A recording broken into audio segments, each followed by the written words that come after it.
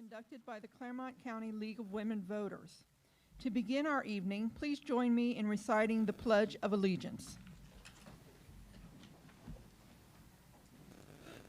I pledge allegiance to the flag of the United States of America and to the republic for which it stands, one nation, under God, indivisible, with liberty and justice for all. Thank you. My name is Teresa Herron, a member of the Claremont League of Women Voters. I will be your moderator this evening. Each candidate received a set of ground rules for this evening and has agreed to abide by them. To preserve a nonpartisan atmosphere during the forum, no campaign banners, signs, literature handouts, or other campaign paraphernalia will be allowed in the meeting room. Each candidate will give a 3-minute opening statement. Candidates will make their statement in alphabetical order. After the opening statements are completed, I will ask questions relevant to the office and local issues. Each question will be answered starting with a different candidate. Questions will be submitted from the audience on cards to the bipartisan screeners for review to avoid repetition and inappropriateness. The questions are meant to be broad in nature. The forum is not a platform to discuss school policy. Andrea, who is sitting in the back corner there, just hold up your card if you have a question, and she will come and get it for you. Thank you, Andrea, for doing that. We have limited time, so we will not be able to get to everyone's questions, and we apologize for that now. Candidates will have 1 minute to respond to each question. There will be no rebuttal time this evening. Please watch our timers. If our timers would hold up their hands, please. Who will hold up cards letting each candidate know how much time they have left for their opening and closing statements, as well as their answers to their questions.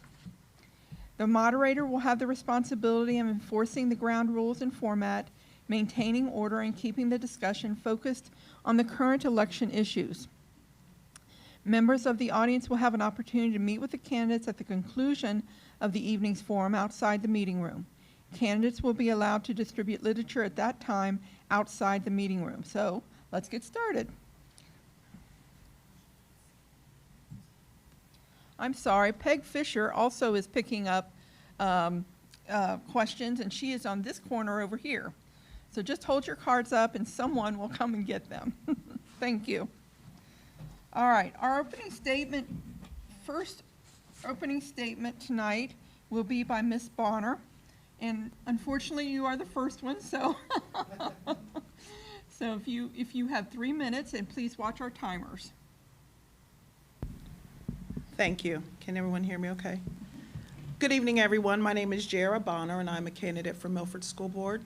A little bit about myself. I'm entering my 24th year of public education, working for Cincinnati Public Schools. I've worked in a variety of capacities during that time, from being a classroom paraprofessional and clerical, and working my way all the way up now into administration, where I'm a human resources administrator. In my current role as a human resources administrator, I work closely with building principals and departments to make sure we're bringing the best and the brightest talent into our district to serve our students. I'm qualified for this role because I possess valuable insight from various perspectives as my time as an employee. As a para, I understand how important it is the way buildings and teachers have the materials they need. As a secretary, when I worked in the early childhood department, I have a lot of insight on how budgets are created and formed and how to be fiscally responsible in running an entire preschool department for a district. And as a human resources administrator, I understand that times are hard in terms of sourcing teachers and staff, so we have to be creative in ways to find those candidates to bring into our district. I feel that is what makes me best qualified to be a member of Milford School Board. Thank you. Thank you, Ms. Bonner. Mr. Hamm? Thank you, and thank you to the League of Women Voters and the Milford-Miami Township Chamber for hosting the event, and the candidates that were here tonight to answer questions. My name is Chris Hamm, and I am a candidate for the re-election to the Milford School Board. I'm completing my first term, and many of you have been able to observe the 3.5+ years that I have been on the board. I'm married with 3 kids that started in our district as kindergartners at Pattison I have an 11th grade son, an 8th grade daughter, and a 7th grade daughter. My background is I have a Bachelor in Business Administration from Ohio University. I started my career working in Marysville, Ohio for Honda Motor, and then worked later on in Dearborn, Michigan for Ford Motor Company. I moved back about 22 years ago, and since that time I've started 15 businesses that have generated a little over $400 million in local revenue. I've been heavily involved in our community for 18 years. I've served on the boards of the Historic Milford Association, the Milford-Miami Township Chamber of Commerce, the Greater Milford Area Historical Society, the Clermont County Convention and Visitors Bureau, the Clermont County Port Authority, and the Clermont County Public Library. For the schools, I was chair for 2 years of the Milford Business Advisory Council before I became a school board member. When I started on the school board nearly 4 years ago, I established kind of a guiding dynamic vision. I call it Eagle Vision. This is what I wanted to try and accomplish and some of the goals that I set for myself as a board member. Eagle itself is an acronym, and I've broken those down into categories. The first one, E, is efficiency. We want to do more with less. What have we done? We hired a new treasurer. We implemented new reports where we could study trends such as year over year, year to date. We joined Ohio Checkbook, so it made it a lot easier for folks to look exactly what our transactions that are occurring within our district. When I started, our projected cash balance for this June of 21 was expected to be $28 million. Our last reported cash reserve was August of this year, and we currently have $53 million in cash reserves. We moved to a zero-based budget process. This involves starting each year at a zero cost instead of using the previous year's budget and adding to that. We also had a new rigorous investment strategy. In 4 years, we've earned $2.3 million in investments. We've also been awarded the Auditor of State. In academics, we wanted to focus on personal parkway to excellence, the key to individual student engagement, continue to move from a homogeneous highway to a personal parkway, do more with a large district, develop curriculum platforms, in growth and innovation, best practices to success, using best practices in data-driven decision-making, our classroom of tomorrow, and our life readiness, our basic skills, critical thinking. We worked on Portrait of an Eagle, empathetic lifelong learners, strengthening partnerships with the Oaks and some curriculum and clubs geared towards basic life skills. And finally, experience that starts with the teachers and staff. We're one of the top 20 places to work in Cincinnati, safety on campus, facilities that meet our needs, and added activities. I'm proud of the accomplishments of this district and the expectations that have been put in place to continue the positive momentum of our schools. There's more work to be done, so let's go. Thank you, Mr. Hamm. Mr. Kimmer? Thank you. Don't start yet until I get this stupid sound to go away. That's all right. I gotta get my microphone to work anyway. It's my fault. So, there we go. All right, good. No. All right. Let me know when you're ready, ladies. Obviously, I've not done this before. Okay. Okay. My name is Joe Cramer. This is my absolutely first time running for public office of any type for the Milford School Board. I'm really excited about this, but it's more of a personal thing for myself. My history does not involve anything in terms of public office. It doesn't involve anything in the education system. It's purely as an executive in publicly held companies and running my own businesses here in Cincinnati. So there's really more of a fiscal background there, as far as budgeting, forecasting, fiscal responsibility, prudence, and logic. And really, I'm not going to go through and espouse as far as anything regarding my opinions. I think our education system here in Milford is excellent. My wife and I moved here 10 years ago with our children. Both of our kids are enrolled in school here. They love it. And the schools, the reason we were attracted here is because of the exceptionalism of the school district. We looked at all the other school districts in the area. We found that the quality of life in Milford is probably more aligned with how we like to live our lives. We like the community. And the school is highly rated, and more highly rated than some of the other school districts in the area. With that in mind, I'd like to help preserve that. I'd like to be able to participate as a member of the community, but also as a member of the school board to help preserve that exceptionalism, graduate excellent citizens out of our schools, prepare them to compete with the rest of the world, because that's frankly what we're going to be doing. We're now competing on more of a global stage than we ever have in the past. But, you know, my whole idea of how we view education is without ideology, without any political divisiveness. We focus on core fundamentals with our students in terms of reading, writing, math, science, and really drill the core fundamentals to get that exceptionalism that we're looking for. And with that really is the entire breadth and width of the platform that I believe I'm kind of running on or belief in my belief system. And that's really about as simple or as complicated as it gets. Thank you. Thank you. Ms. Mason?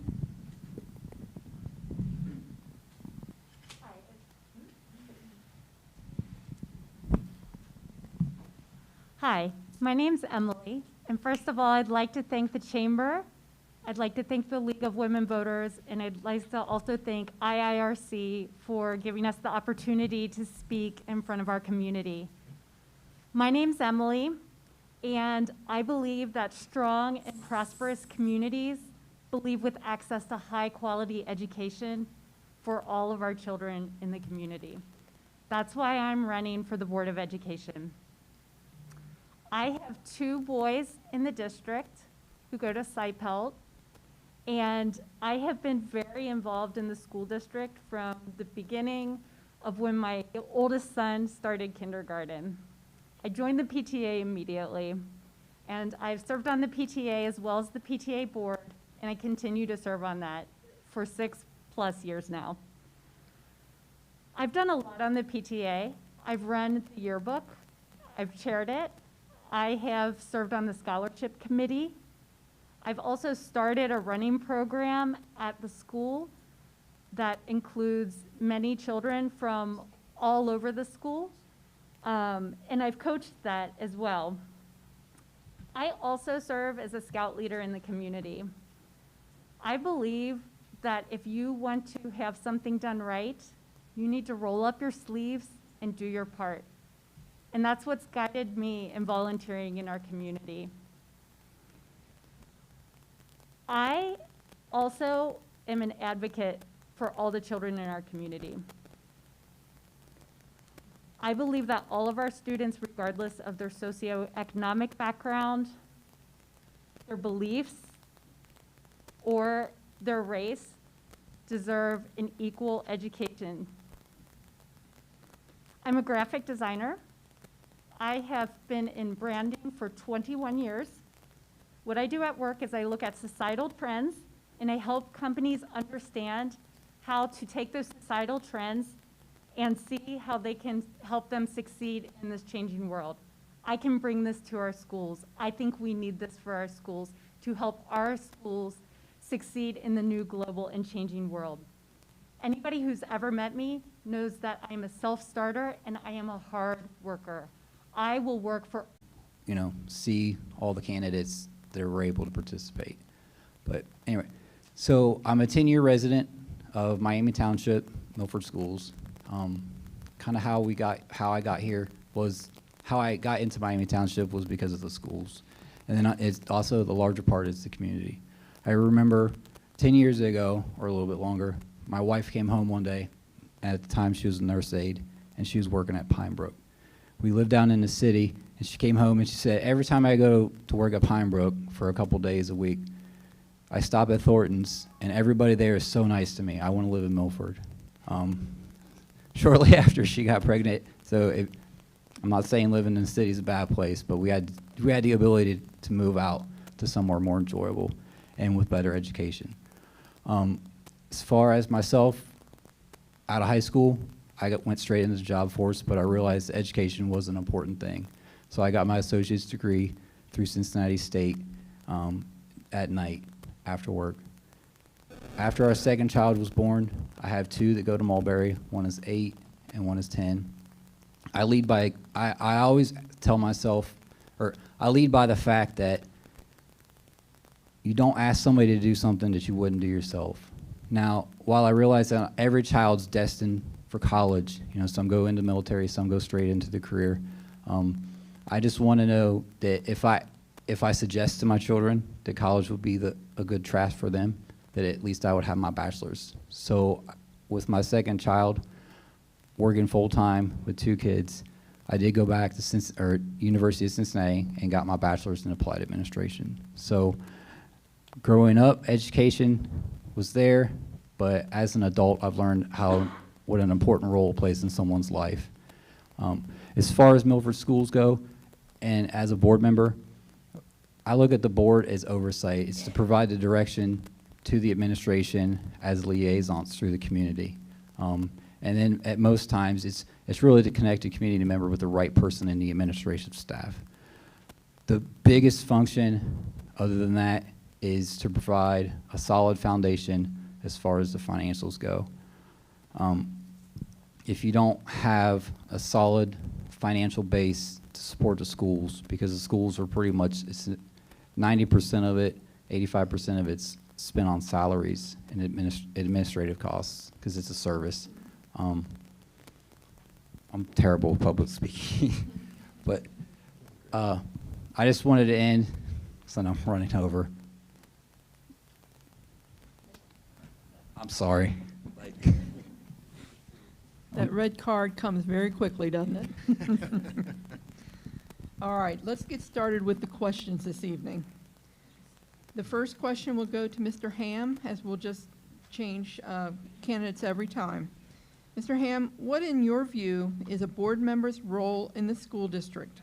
How would you interact with other board members, administrators, other staff members, and the community? Thank you. Yeah, my view of the board is probably a little bit different than most, and I view the board as, first and foremost, a customer service organization. We have lots of customers, stakeholders, from the students to the teachers to our staff to our parents to our taxpayers to the community at large. You know, this is a central hub. This is the asset that actually improves other assets within the community. So I think we always have to be considerate of all of our customers, all of our stakeholders all the time. I believe a good school board creates expanded possibilities for learning, experience, engagement, while also providing a path using efficient and effective tools to get there. I think that we focus on that. We can always make our schools better. And you know, the other thing we have to do is we've got to hire 2 people. We've got to hire a superintendent and a treasurer. So that's really the role of school board from my view. All right, thank you. Mr. Cramer? Yes, thank you. I like Mr. Hamm's answer. It was pretty much spot on. The role, as I see it, is to act in concert, not just with each other in the school board and with the schools, but with the community. There has to be community understanding and alignment with the schools, and I believe when it's out of alignment is when we run into problems. Whether it be from a budgeting or a spending perspective, or if it boils down to curriculum or even human resources perspectives, I think the primary role is to act as that connection, that tissue that connects the community to the school, work together with the rest of the school board. We have a tremendous amount of varying degrees of experience sitting at this table, and I think when you harness those varying degrees of experience, you get the best overall 360-degree outcome as it pertains to the community and the students and the parents. All right, thank you. Ms. Mason? I think the number one thing that we need to do is keep the students as the focus, and keep that as our focus the entire time as board members. We're supposed to be an advisor to the superintendent on community attitudes, and when we do that, I think it is important to have a shared vision of these community beliefs. While we do not manage the day-to-day, it is important to become informed of all the issues that we're going to have at the upcoming meetings and work together as a team. Thank you. Mr. Rhodes? The biggest role I see as a board member is to provide the oversight, and then be the liaisons of the community to the staff. I think Mr. Hamm put it the best. I mean, he's got the best experience at it. He's been at it for 4 years, so he's truly got great insight on it. One thing that I would touch on is to decide to become a board member, I mean, I attended many committee meetings, that's finance committee meeting, buildings and grounds. So to try and understand what really it is, and it is all encompassing, and it's being able to take all the issues that are presented to you and then digest them with all the input from the administrative staff as well as some research on your own to provide the guidance that the district needs. All right, thank you. Ms. Bonner? I believe that the role of the Board of Education is to provide oversight for policy and procedure, and most importantly, to keep our students and staff members and all of our employees safe and safe learning environment, and keep them safe and healthy and the ability to learn. Fiscal oversight is very important. I believe that as the board, we should act in concert with the community as far as hearing their concerns when difficult decisions arise, and taking all those input, suggestions, outcomes, and putting it into district policy that puts our school district first. All right, thank you. Next question, and the first one to answer will be Mr. Cramer. What have you done to promote the passage of the current bond issue, the 2019 bond issue, and/or any bond issues or school levies in the past 20 years? Be very specific. For example, have you served on committees such as the 2019 CAT? Have you canvassed, etc.? Thank you. Great question. And I would love to be able to say that I was active as a member of the community out promoting bond issues or promoting spending or promoting any of the fiscal policies that were brought up, but I wasn't. As close as I got is in 2019 was voting for the bond issue. I did share my opinions with a number of the different members of the community, not necessarily in my neighborhood, but outside of my neighborhood in the Milford area regarding that bond issue. I don't very often just walk into something like that and say, hey, this is a great big amount of money, and either yes, we're going to vote for it, or no, we're not going to vote for it because it's a big amount of money. But looking at what qualifies that issue for that fund, and you know, from the ability to go around and go door to door and canvass for it, no, I cannot tell you I've done anything specifically to promote that. Thank you. Ms. Mason? I turned the ringer off thinking I would not have any sound, but obviously that was not. And even turning the timer off does not stop. Okay, I think I know what to do now. I apologize. Go ahead, Emily. Okay, I think the most important thing that I've done for the bond issue is I made sure that I was knowledgeable of all the points going into the bond issue. With the last bond issue, I did attend several meetings to find out what was going on and make sure that I was well educated on it before I voted. I also encouraged other people in the community to be involved. And then I did attend some of the work sessions where the bond did not pass, and we decided to take another look at it. And that is what I've done for my for the bond issue. Thank you. Mr. Rhodes? So as far as the bond issues go, I think the biggest thing I've done personally is to just talk to my neighbors about it. And while I have my preference on which way one should go or not the other, the last one I voted no on, I'll tell you. The one coming up, when I talk to people about it, I put a little bit of a spin on it, but I just want to just tell people the facts. I want to say this is the state of it, you know, and just forgive everybody that I communicate with the information they need to make a decision that fits for them.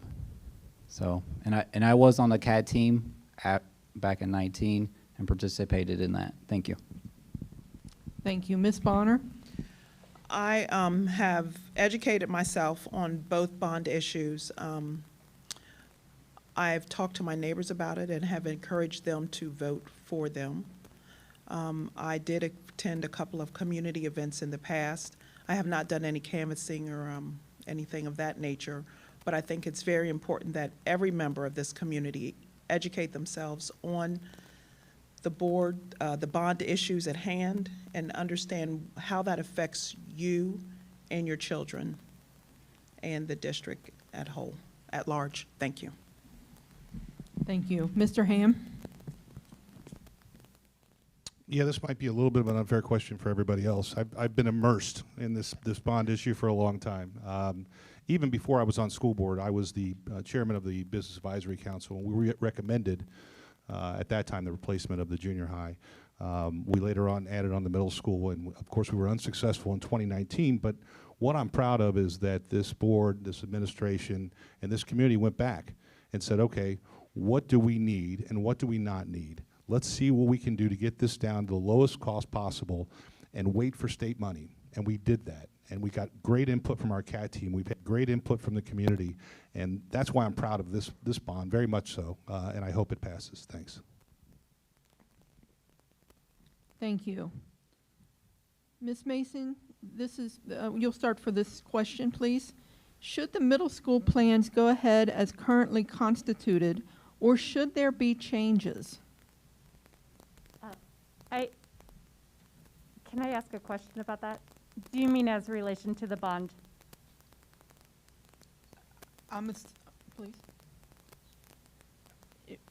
All I can do is read the question. Okay. This is a question from the audience. Okay, that sounds fine. Should the middle school plans go ahead as currently constituted, or should there be changes? Okay, I'm going to talk about this in relation to the bond because with the bond, if the bond passes, we will get the new middle school. And I believe that this new middle school is the best option for our kids. We need to prepare our kids for the future in learning. And our facility right now is not doing that. They need a new facility that is flexible and able to facilitate 21st century learning. Having the kids together in the middle school will make them competitive in this world, and it's really good for them to be together, and they'll be able to, our sixth graders will be able to participate in things like band, which they haven't been able to do before. So these things prepare them for the future, and I think that going forward with the bond in the middle school is good for Milford. Thank you. Mr. Rhodes? I interpret the question kind of the same way as it relates to the current issue with the bond. As it is right now, I'm voting for it. Nothing's perfect. The only perfect thing or political idea that somebody can come up with or solution would be exactly what as they see it. What has been proposed with the current bond coming in November is substantially better than what it was, 2 years ago. So while there's probably ways to trim a little bit of costs here and there, and myself, the work that I do, I've been involved in a couple school projects, and I've talked to architects. There's ways to trim costs. So it could have been a little bit less, and it could have been a little bit more, but I think what was presented and what's going to be presented next month is pretty good. Thank you. Ms. Bonner? I will interpret the question the same way. I do believe that the new school is needed. The bond issue is needed. I do also believe that this go around the messaging has been a lot better, informing the people of the community on what it is they're getting, how much state funding there is. I think it's just been very, very, very informative. Again, with the band issue with the children, if we want our kids to compete, bottom line, they need to be able to compete in an environment that allows them to do so. And currently, the way it stands, the middle school is not able to do it. And if we're going to continue a succession of excellence in this school district, I think it is very much needed that the junior high school, the bond issue pass and the junior high school be built. Thank you. Thank you. Mr. Hamm? Yeah, this building was originally built as a high school, so 60 years ago, and it's time. The building has lived its life. It's provided what we needed, but it no longer can provide what we need. When we brought this new bond issue, we significantly lowered the cost from $98 million down to $55.9 million locally. We have a partnership now in funding from the state, so the state is a partner in our design, build, our projections based upon square footage and the cost per square footage. We include the sixth grade because it eliminates the need for mass redistricting, alignment with our educational grade bands, and enhances sixth grade access to extras and counseling, eliminates a building from the district, which will be our Mulberry building, and it will be in a better position for future potential all-day kindergarten. We reduced the bond length from 37 to 30 years. There's no add-ons, elimination of these modulars that have been sitting on campus for a long time. It's a much safer facility than our current junior high is right now. There's also a new academy home, and we only have 13 months to do this, which means this is the only November election to put it on the ballot. Thank you. Mr. Cramer? Thank you. Chris kind of took the words out of my mouth. To me, that there's two ways of doing things, and it's doing them right or doing them right now. That junior high has to be one of the oldest buildings in Milford. That building did exist as a high school when I was in high school. I do agree that in terms of the modulars and the number of additional peripheral schools, school buildings that we have in the area, that consolidation would be a very wise idea. We look at the cost of construction and then weigh that against the savings of consolidation. My only caution would be, as long as this does not overtly burden the parents or the students in terms of travel to and from another school, if their school is eliminated, that would be my only concern, is keeping them from having to travel too far to get to school or put too much undue burden on the parents in the community to get them there. Thank you. The next question will first be answered by Mr. Rhodes. How do you feel about the current state of teacher salaries in Milford? I'm in a union, so we all have our own perspectives from our own backgrounds and our own work environments. So as a member of a union, I enjoy, in my opinion, the perks that were put in place by the brothers and sisters before me. So as far as the educator pay goes in Milford, I mean, I've looked at the pay scale. I would assume most of us on the table up here have. My opinion is I think they're paid fairly, but I think it's a little short. I feel they're in line. I feel they are a little lower for incoming teachers. I mean, I feel we should pay the teacher, or just, if you're asking my feelings, we should pay teachers way more than what they do. But I understand with fiscal restraints and responsibilities that school districts have, we have to keep things in line. But I do believe that incoming teachers could make a little bit more. There are not many teachers coming out of college right now. People aren't going into teaching, you know, so maybe we need to look at bumping up that starting salary a little bit more. You know, the pay scales increase greatly when you get to your master's plus 30, and, you know, on and on and on. So I think as they rise up and continue their education, or what they're coming in with, their tenure, their level, their years of service, that will increase, but increase the base pay, definitely. Thank you. Mr. Hamm? Yeah, just based on quickly the last remark I made, it's not Mulberry Elementary we're closing. I call Mulberry School on Old Business 28 Mulberry. So my apologies for the Mulberry parents that are now running around screaming, going, they're closing our school. What are they doing? My apologies, my apologies. Teacher salary. So we have, in 4 years, we've had to negotiate teachers' contracts twice. And part of that's because of COVID. And we actually have labor stability right now. We have 3 years of labor stability with both of our unions, both our classified and our teachers union. Milford school teachers are not paid the most. They're not paid the least. They're really somewhere in the middle. And I think we provide additional professional development and some other things and some other perks that make it a good place to work. We've been, I think 3 or 4 years in a row, Cincinnati.com has named Milford one of the top 20 places to work, not just in schools, but in any business. I'm happy we have this relationship with our teachers. Thank you. Mr. Cramer? Thank you. Yeah, excellent educators are probably not really easy to come by.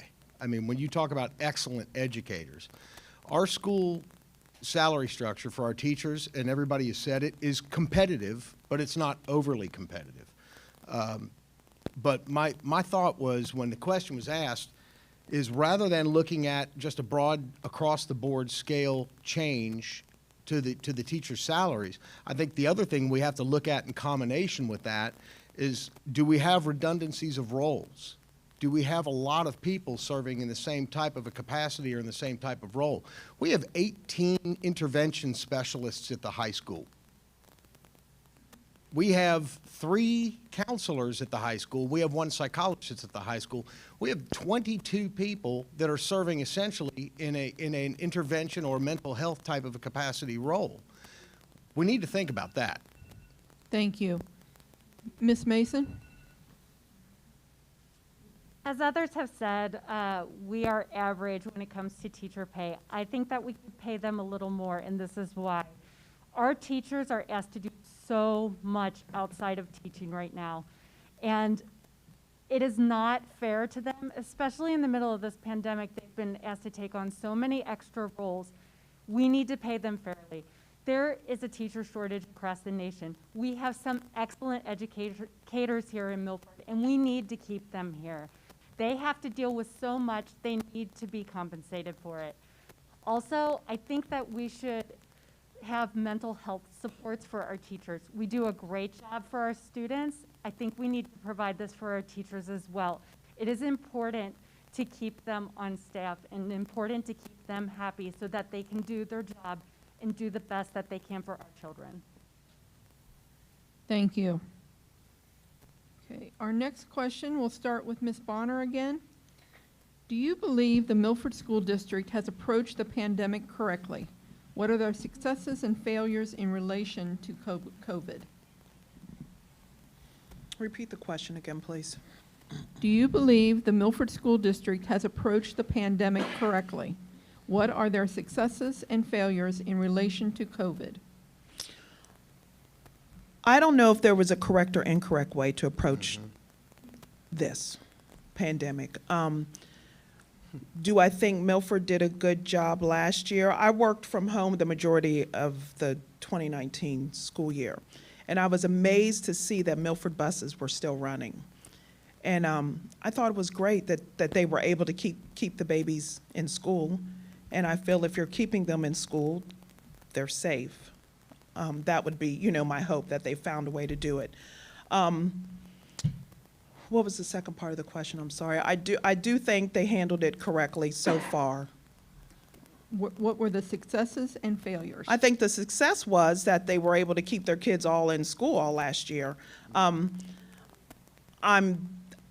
torn on the masking. I don't know if you're going to please everybody, but it's contentious everywhere. It's not, I don't want to say it's a failure. People are doing the best they can. We will never see this again in our lifetime. So I think Milford has done the best they can with what they've been dealt with, as all school districts. Thank you. Mr. Hamm? Yeah, last year. And going into this year, we still are involved with this.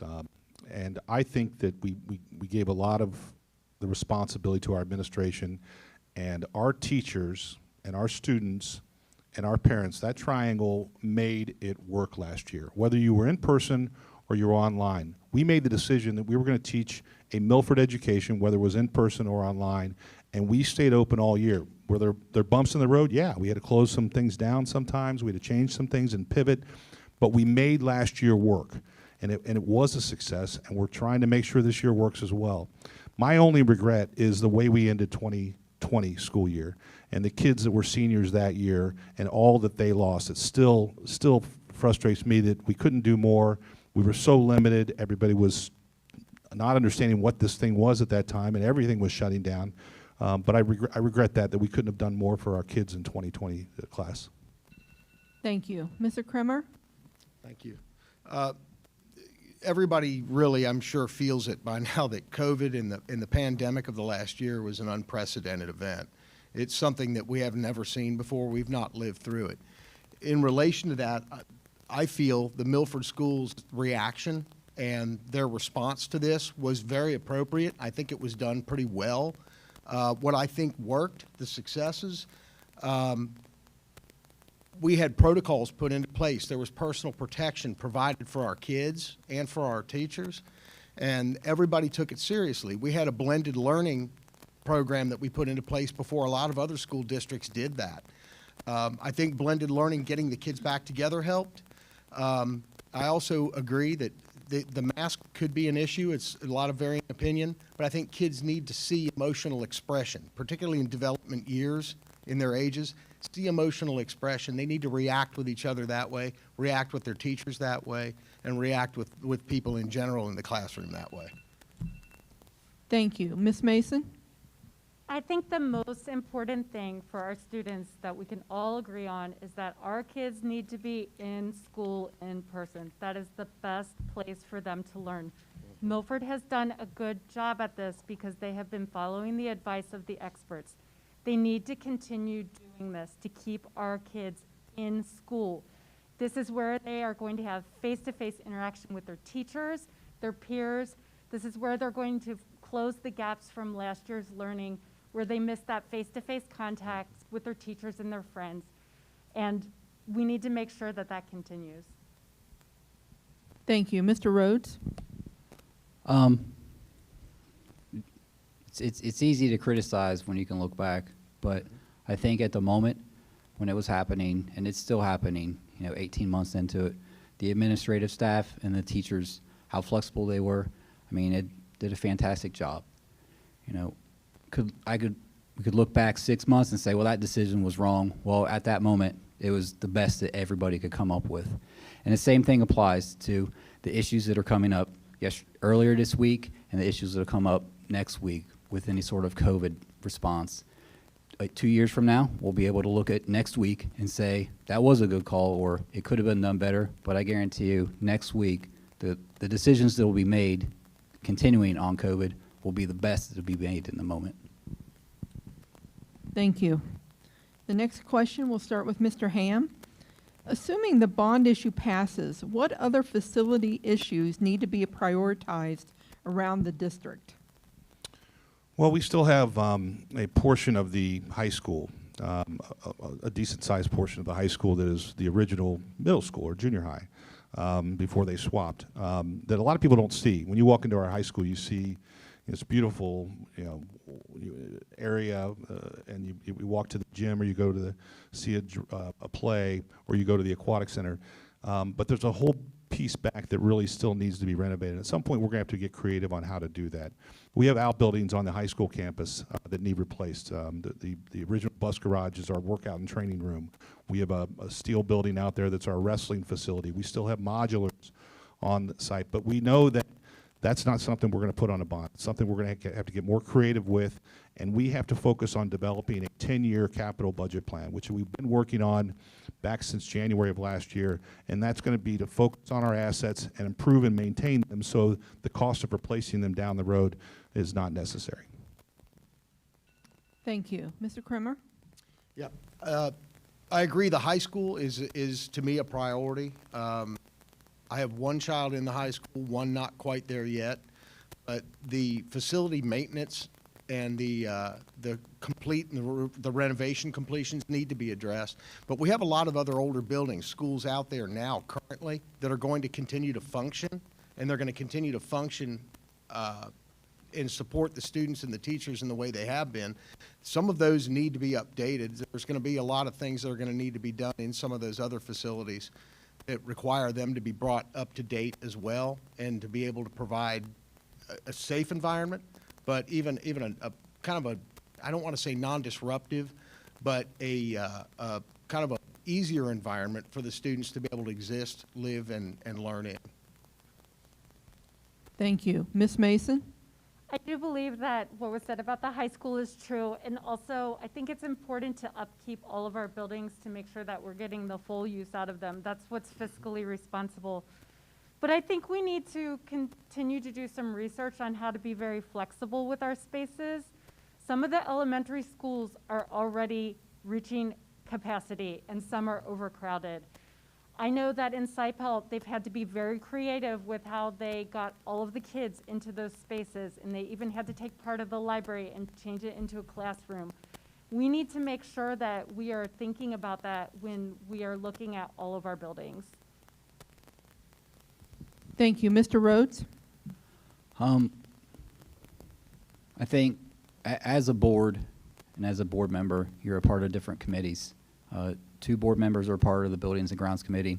And for myself, as a parent going into the elementary school Mulberry that my children go to, that it isn't going away, it's all about planning. It's thinking long term. We have the 5-year financial forecast. The same needs to be in place for buildings and grounds. You don't want to have a budget to where you get to the end of the year and you say, oh, we didn't spend that money, let's spend it on something. But also at the same time, it needs to be budgeted to make sure that rather than replacing an entire door frame, you only have to replace the door handle. So it's getting the little things, and at the same time, it wouldn't hurt, and I hate to say it because he might be around.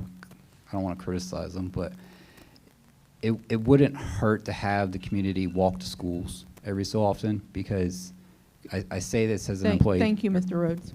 I'm sorry. Ms. Bonner? I agree with the high school plans, continue on with those renovations that were previously paused. I really would be more interested in hearing about the 10-year capital plan. That's something that definitely needs to happen. And maintaining the facilities and making sure that we are getting the most use out of them. And moving forward, if there are going to be new construction, making those spaces more flexible, maybe not such traditional classrooms, more, I hate to say it now in the rise of COVID, but maybe community learning spaces, maybe, with masks, of course. Thank you. All right, the next question, we'll start with Mr. Cramer. How would you address the district's rapidly dwindling cash balance? I'd love to talk to the person that wrote that question. That's a great question. The rapidly dwindling cash balance, number one, I think has to be looked at from the perspective of what is it we're spending that cash on. One of the reasons that attracted me to the Milford School District when we moved here is this is one of the best educational bang for your buck school districts that exist. We came here from Columbus, and the tax base in Columbus was ridiculously high. The value of education was not near as good as it is here. So what my perspective on looking at would be, we are very, like I said, or somebody else mentioned earlier, a high percentage of funding comes from us. So we need to take a look at that funding and where it's being spent, be a little bit more fiscally responsible, and we need to set a prudent reserve aside so that we don't have this dwindling cash balance question come up again. Thank you. Ms. Mason? Yes, I just think we need to do a really good look at our 5-year plan every year and make sure that it's on track and that we're being fiscally responsible.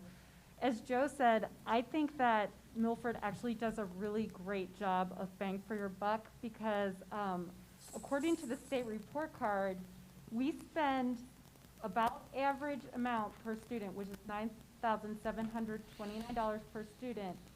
Most of that money goes to classroom instruction, and we are taking a much lower amount from the state and using that for non-classroom instruction. So we're putting a lot of money into classroom instruction and not so much into non-classroom instruction. I think that's where our money should go, and I think that that's what we should continue to do to be responsible with our money. Thank you. Mr. Rhodes? How to address the rapidly dwindling cash balance. It's a normal process.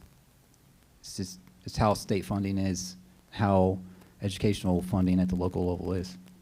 You pass a bond, you get huge cash reserves, And then as costs start to exceed revenue, you eat away at it. And then it'll snowball. And it all has to go back to House Bill 420. So if it looks bad on paper, when you look at the 5-year forecast, to see that we're going off a cliff, but unfortunately, and there's been some mitigation by the current and former boards to extend the last levy, the operating levy. And the district's done as best as they could. So it looks bad on paper, but it really is just a natural process on how the funding is done. Thank you. Thank you. Ms. Bonner? Unfortunately, due to the way, Ohio schools are funded, it is what it is. But I do believe that looking at the 5-year forecast every year, adjusting when you can, and I wholeheartedly believe in putting as much money into the classroom as we can for instruction, and as little as we can, as little as we can get away with on the overhead costs. But until they do something about the way the schools are funded, it's unfortunately going to continue happening. I think we just have to manage the best we can with what we've got and continue to remain fiscally responsible as best we can. Thank you. Mr. Hamm? Yeah, rapidly dwindling cash balance. That's what we're talking about. I would assume that this means the 5-year forecast shows that we are going to be dwindling cash balance, because we don't have a rapidly dwindling cash balance issue today. We currently have $53 million in cash reserves. If you look around at any of the schools in the area, they would love to be in our position from a cash standpoint. Now, my other colleagues sitting up here today have told you that what happens with state funding is when you pass something, it's flat. So from a residential standpoint, we don't receive any more money from residential taxes between the time we pass something and between the time we pass something else. That remains flat. So as you have a flat revenue and costs increase, it forces, by state funding, it forces us to go back to our community. If you believe the board should make decisions based on what is in the student's best interest, changing the school start time to 8:30 should be a priority. How do you propose the district solve this problem? Okay, first of all, I believe that we should always do our homework and follow the experts. I too have seen those studies about school start times, and I do think that they are very important. These are studies conducted by experts. They know what they're talking about, and we need to take that information and pay attention to it.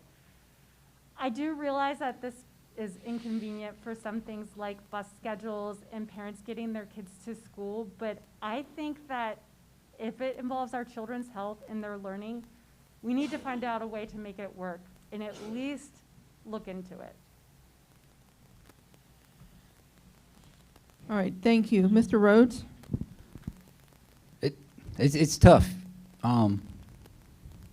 You have to, as a board member, you have to balance all the interests. You have to balance the interests of the students and to educate them the best. You have to balance the fact that the schools only receive so much from the taxpayers. So as the bus routing is right now, with 3 runs, it is the best balance that the district has. It's them starting so early is contrary to what all the studies show, but there is the opportunity, the last I was told at least, that the high school students do have the chance to skip first period and take an online course, which is a great thing anyways, especially if they're going to be going to college, because you're going to do a lot of online classes in college too. So I think it's as balanced as well as it is at this moment. Thank you. Thank you. Ms. Bonner? I think it should be possibly looked at. I have seen those studies as well. And I think if it is something that the community feels is necessary, maybe have some community listening sessions, see how parents feel about later start times for the high school. I think it is definitely worth looking into. You can't promise anything, but I think, you know, for the benefit and health of our students, I think it could definitely, you know, be looked into. Thank you. Mr. Hamm? Yes, thank you. So we did change start times last year. We've been reviewing start times for a long, long time. And since I've been on the board, we did move our start times by about a half hour for each school. What you run into is if you want to have later start times than we have, and we tried to get to 8:30, but we just couldn't get there because we would have to add a fourth tier. We run a three-tier bus system right now. That fourth tier would cost nearly $1.5 million. So it's a significant cost to add the fourth tier. It's also a little bit disruptive. As a state requirement, we have to provide transportation to not only our schools, but also some of the private schools in the area as well. And coordinating that would be part of this in terms of having start times. And then finally, you know, how late do you want kids to go to school? We have some of our schools going until 4 o'clock plus right now. That is a problem when we're coordinating inter-school activity and inter-school sports and extracurriculars because we don't line up with other schools anymore. So it becomes a big challenge, but I agree. We should always be looking at these things. Thank you. Mr. Cramer?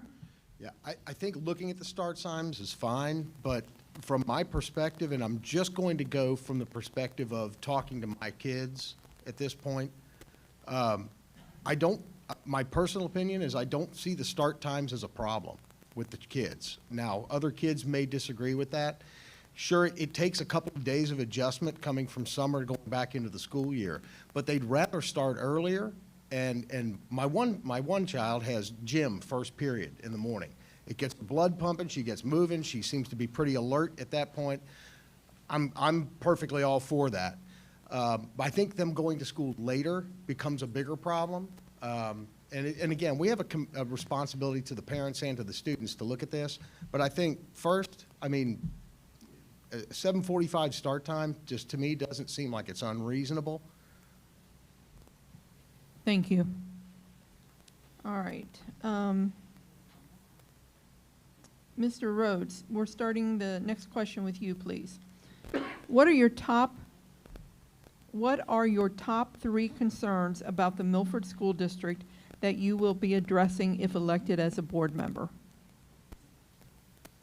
The top 3, I really don't have huge concerns with the district. I think it's going in the right direction. For me, as a board member, is to keep all the positive direction that it's going, keep that momentum, and then the little things that do crop up, you know, to be able to make the adjustments to keep it on track. There are things today that are happening that will be gone tomorrow, and there will be things tomorrow that come up that will need to be addressed. It's a great school district, and I just want to keep that momentum going. And I look long term, and when I look at each issue, I look at it individually at that time. Thank you. Thank you. Ms. Bonner? I feel the same way. I don't have any major concerns with the district. I would like to see some more flexibility. I don't think Eagle Online is back this year. I know some parents were interested in that. I think that might be a good alternative for some parents if that's something, and for their students.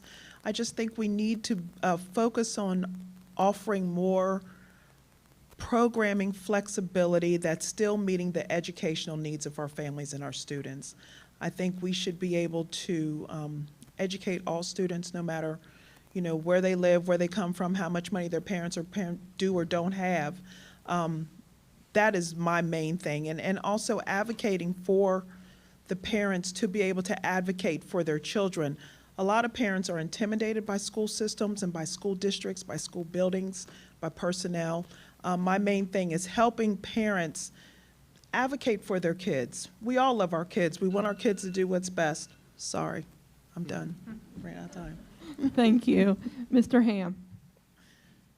I'd like to build a new middle school, 6 through 8 actually. I think that would be a big priority and would be great for our community. I hope that we can build a middle school that's functional for the future students, not only today's students, more collaborative areas, once COVID's gone, maybe. And then really look at a way, because we know what's coming next, and that is that we sometime down the road are going to have to ask for operational dollars. And so what can we do to continuously stretch this cash reserve that we have in place right now? And trying to figure out ways to stretch. So from two areas of just building and then capital. And then I think we can look at everything and try and look at best practices, use data to drive our decision making for any areas of our school. And we'll continue to look at ways to be more efficient. Those are the areas I would focus on in the next 4 years. Thank you. Mr. Cramer? Yep. I believe the cash reserve is to me, a big question. That's a big positive. I don't have tremendous concerns. I don't have 3 concerns as it pertains to the school district that are immediately pressing. I think the preservation of the finances and prudent use of finances for the district is really important. It ensures the excellence that has been exhibited by the Milford schools thus far, that excellence goes forward, and that it's not just for this current generation of kids, but for the next generation and the next generation of kids. My only other concerns would be, again, insulating and preserving our school district from ideological intrusion. We don't need that, and let the parents parent the kids and let the schools teach the kids. Thank you. Ms. Mason? I too do not have a lot of concerns. I chose Milford schools because they're excellent. However, I think there's always room for improvement. One thing that we learned during COVID is that we are not a district that has equal access to education. We have 18% of our students at an economic disadvantage. We need to make sure that those kids have supports at home so that they can do their homework. They need things like access to Wi-Fi. I don't know how we can do that, but we need to look into that because that is a large percentage of our population. We also have students with disabilities in our district, and the decisions we make for those students have to come from the top down. They need to work with their specialists and see them face to face all the time. They need to have the same specialist from start to finish. I also think we need to be advocates for our teachers. They do so much work for us. We need to make sure their mental health is taken care of. And I would also like to continue with programs like the mental health program that we have. That is such an excellent thing. Thank you. Ms. Bonner, we'll start with you on this question. What do you define as the top 3 roles of a board member? Top 3 roles of a board member would be to provide oversight to the district, to hire and provide oversight and hiring to the superintendent and the treasurer. Those are the top 3 roles. Thank you. Mr. Hamm?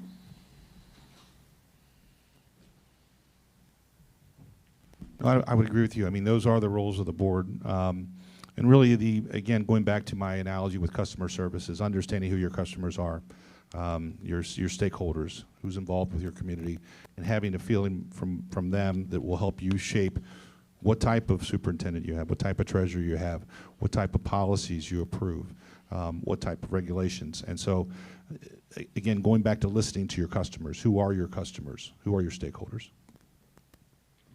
Thank you. Mr. Cramer? Thank you. I think the way to answer those questions for me is oversight of the school district, obviously, and clearly. I think that's going to be common to a lot of the folks here and what their concerns would be.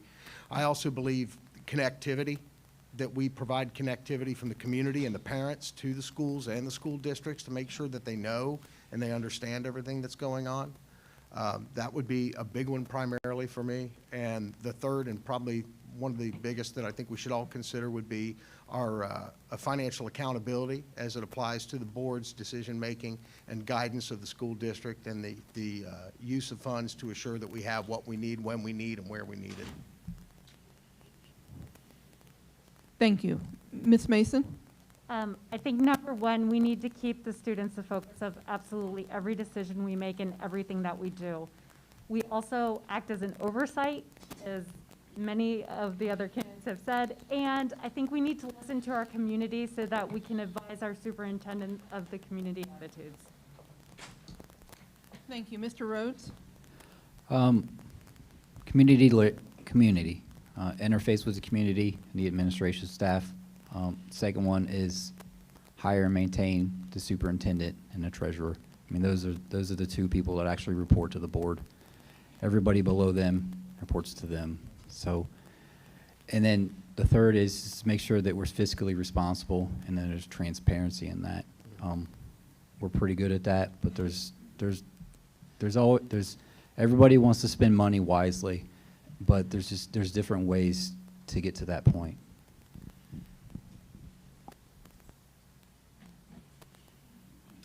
All right. Thank you. Mr. Hamm, we'll start with you on this question. How do you feel we best prepare our students for their future? Oh, I get that one. Yeah, the best thing we can do is realize that not all students are alike, that everybody is different. So creating a personal path versus, just educating in general is probably the best thing we can do. Providing support for students that need support, providing accelerated courses for those students that are capable of the accelerated courses. Everybody has a different path.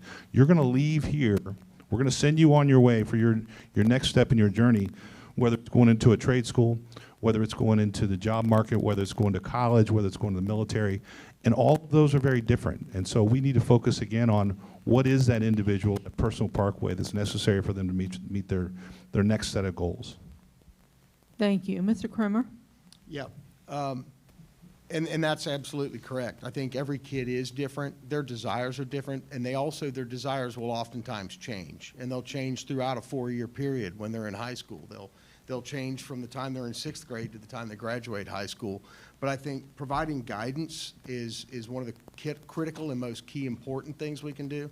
But I think really, to me, it's focusing on those core fundamentals of education, the pillars of what are going to make our kids the most competitive they can be when they leave here. Those cores of reading and writing and math and science and history, how do we prepare them to be better suited on a world or on a global scale to go out and compete for great jobs, and just try not to pigeonhole these kids and assume that everybody has to go to college. You don't. There's the trades, there's military, and there is college. And I think we have to help our kids to decide what that path is going to be. Thank you. Ms. Mason? I think it all starts with our great teachers. They really care for our students. They have a great curriculum for them. We also have so many AP classes that we offer at our school, which is great for our students. We have a great partnership with Great Oaks. We are also a Purple Star school, which means that we are recognizing military families and students who have connection to the military. I think that's wonderful. And something that we do that's really great is we have so many great extracurriculars that really prepare our students for the future. Clubs like the Robotics Club are internationally known, and they are great at providing our students with skills that really prepare them to succeed in the future. Thank you. Mr. Rhodes? I think one of the biggest strengths that our school district has is its size. It's not so big that you get lost as a student in just another number, but it's large enough to allow all the little things that students can get involved with. Emily stole, I was going to use robotics as the example, but it's making sure that the students are on a path that fits them, because not every kid is bound for college, but at the same time, they should have the basic understanding to hit life running, whichever path they choose. Thank you. Thank you. Ms. Bonner? Again, like with most of everyone on the board said, I agree that all children, we all know this, all of our kids are individuals. They all have different wants and desires, and we need to be able to prepare them for whatever they choose to do once they leave these doors. Our kids now are competing now across the globe, globally. They may go to college and come back. They may leave here and never come back. We have to make sure that they're prepared wherever they land, whatever they do, that they're prepared to do that.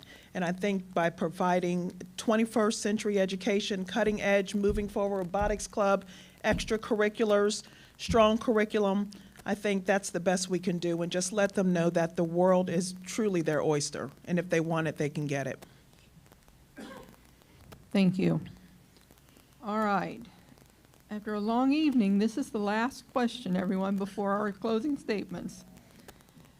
Beyond strict academics, what is the role of a school in a child's life? How important are social and emotional learning and positive behavioral intervention and supports? And the first one up is Mr. Cramer. Thank you. This will tie in with closing for me, so it's kind of a perfect segue. But again, I'm gonna go back to my kind of my original talking points, which is my belief is that the school's role is to focus on the core and fundamental education aspects of our kids' development.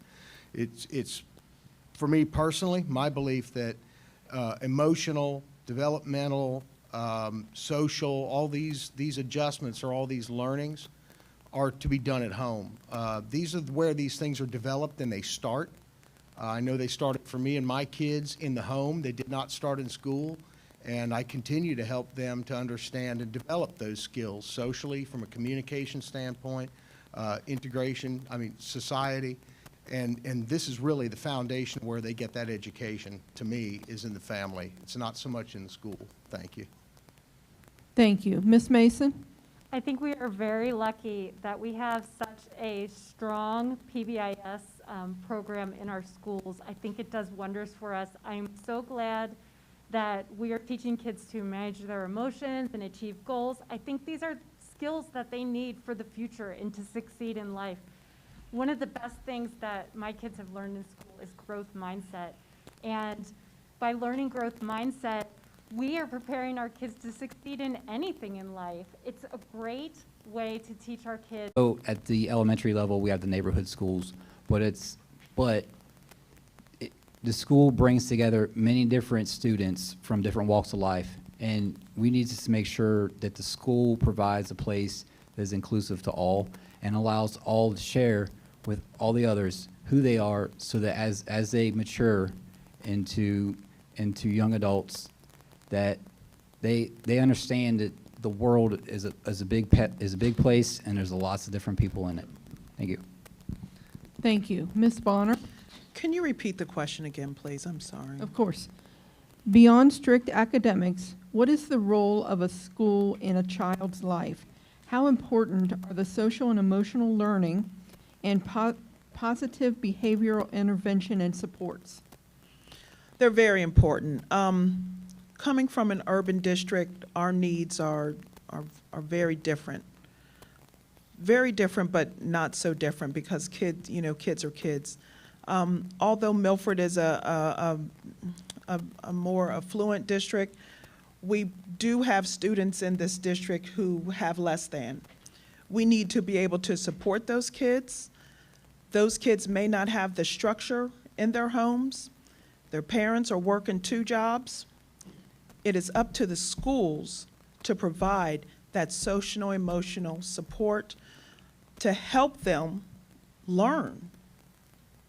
You can't have kids come to school hungry. I don't know if that's an issue here. Kid comes to school hungry, they're not learning nothing, period. We have to be able to provide for the whole child while giving them the best academic education possible. Thank you. Mr. Hamm? I just remember parent-teacher conferences when my kids were smaller, and you were always asking the teacher if they're talking about their tests, and they did this, and they drew this, and you're like, how are they doing in class? They getting along with everybody? They being nice? They making friends? And then as they get older, and you're like, how are they doing? Are they making sure they stay away from some of these people and not making too many close friends, and boys are no good, and that kind of thing.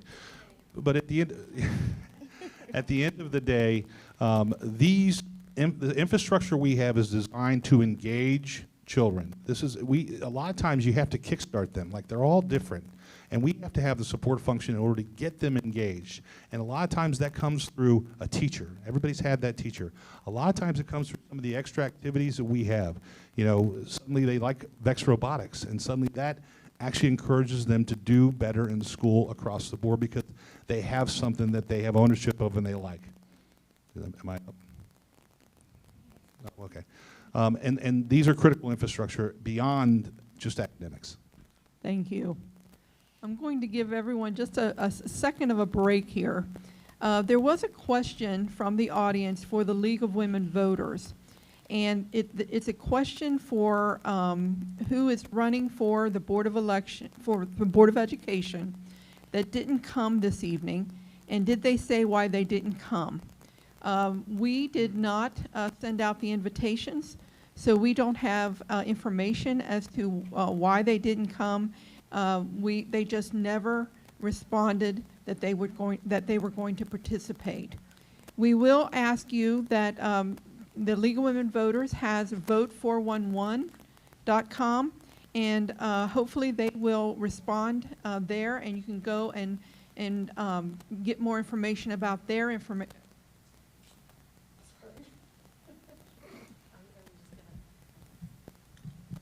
Sorry. Hi, everyone. I'm Andrea Brady with the Milford Miami Township Chamber. We coordinated this event, and so I just wanted to clarify what happened with the other three candidates. One, B. Norris, was never able to come, so she never accepted the invitation. Jerry Combs unfortunately fell ill, and he let me know yesterday that he was not going to make it. And today, Melissa Nolan emailed and said that she would not make it. She did not give a reason. So everybody did respond, and that's what happened. Thank you, Andrea. But you can go to Vote411. The league offers that. Hopefully the candidates enter their information on that. And we do have cards at the table in the back that you can pick up to remind yourself to go to Vote411 to get more information. Now, let's go back to the candidates. And we will start with Ms. Mason with your closing statement. Teresa, how much time do they have? 2 minutes, I'm sorry. Thank you. Okay. As I stated, I'm a mother in the district, and I have 2 kids in the district, so I definitely have skin in the game. I want to make sure that our schools are the best schools that they can be. I think that they are doing a great job, and I want to continue that. Last year with COVID, I think a lot was revealed about our school district and how we do things with school. There have been some incredibly innovative solutions on how to make things better and how to be more flexible with things like our spaces and our teaching.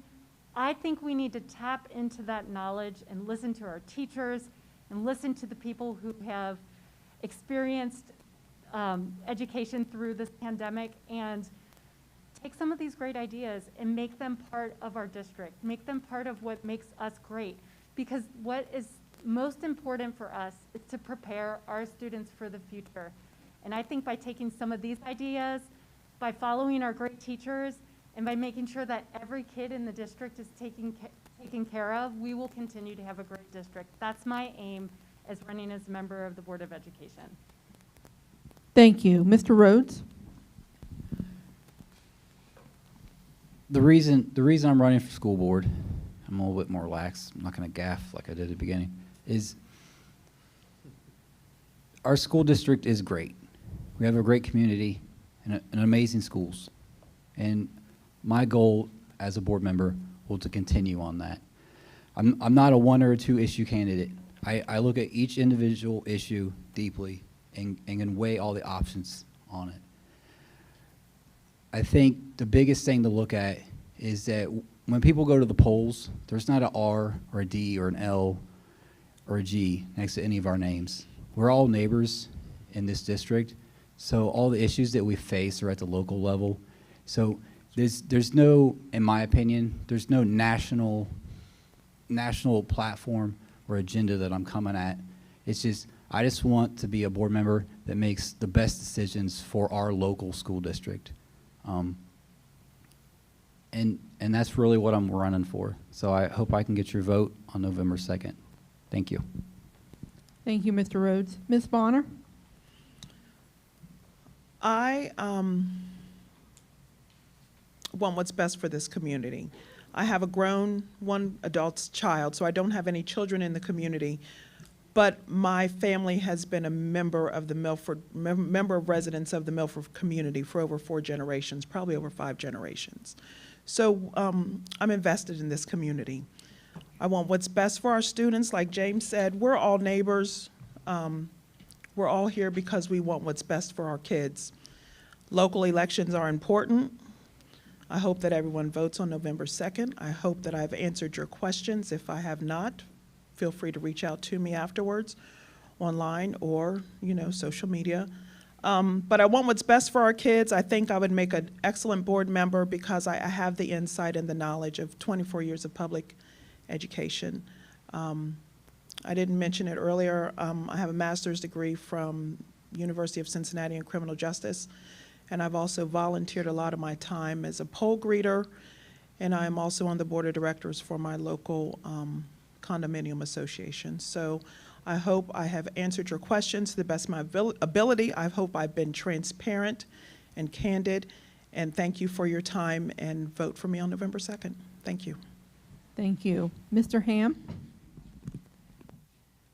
Yes, thank you again to the League of Women Voters. Thank you again to the Milford Miami Township Chamber of Commerce for hosting this event. I thought it went really, really well. Matter of fact, for our board meetings, we might want to hire you for public comment because I can't get people to be quiet and stop when they're supposed to stop. So I appreciate you. Thank you very much. Maybe I need signs. I don't know what I got. I got to do something different maybe. So for me, I've been on the board. We have 8 candidates running for 3 spots. 3 spots represent a majority of this school board. So this is an important election. So you have a little bit of at least record on what I've done, what I've accomplished as a part of this board. Remember, the board members are 1/5. You're 1/5. There's no, even though I spent the last 2 years as a president, I'm still 1/5 vote. We're all equal. And so it's important that we get a strong board to continue this momentum. What I'm hearing from most of the candidates today is we have a great school district. We've got a great community. I mean, sometimes I don't think people want to stop and realize how great we do have it. And, the grass isn't always greener on the other side. Yeah, we disagree sometimes. We may yell and scream in this room a few times, but overall, this is a great community and a great school district. And I think that it's important that you understand when I started on this board, there was a collective 50 years of experience on the board. So I had mentors. I had great mentors that explained to me what a board does and what the district is about. We currently have all the 2 that they're not for election, they're in their first term. And so this is going to be a very, very green board no matter what happens. And I'm happy to continue the work, to continue to put in the time and do the things necessary to represent you. You've trusted me for 3.5 years, and I hope you trust me for another 4. Thank you. Thank you. Last but certainly not least. Thank you. And thank you all very much for facilitating this. This is one of the most engaging and fun Wednesday nights I've had in a long time. And I mean that sincerely. The things that attracted my wife and I to come here and settle in Milford are still the things that keep us here today. I mean, the reason we came here and the reason we stay here is because of the community, the friends that we've made, the friends our kids have made. Our schools have great programs here.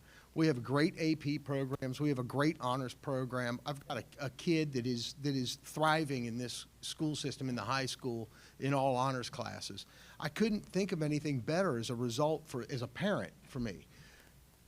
To me, when the parents in the community have questions, as a school board, we have a responsibility to the parents and community to give answers, and we provide those answers. That's what we're going to need to be here to do. We're going to provide that connectivity.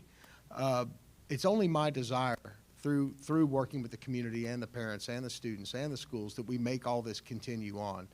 The things that have made Milford excellent to the point that it is now are the things that we need to continue to keep in place to keep it excellent. I believe that, again, I'll keep going after those core fundamentals that need to be practiced. It's just drilling that into our kids and making them ultimately competitive. I want my kids to graduate the same way I did, as a citizen, as a productive member of society, going out, get a job, or go to college, or go into the trades, whatever it is that you want to do that makes you happy, as long as they're happy. We provide that guidance to them. We provide that to them at the family level. The school provides that to them at the academic level.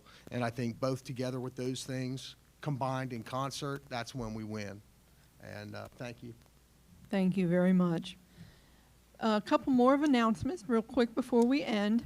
Vote 411 will be live October 5th. So I told you a little bit sooner than I should have, but October 5th. And then also I wanted to remind everybody that we did put this on Facebook Live tonight, and ICRC is here taping the meeting. So if you know anyone who could not make it tonight, there are various other ways that they can watch the forum. So thank you, candidates, for an excellent forum. That concludes our time tonight. Thank you for attending and participating. The Claremont County League of Women Voters and the Milford Miami Chamber of Commerce are proud to be able to present this forum for local residents. Have a good evening and a safe trip home.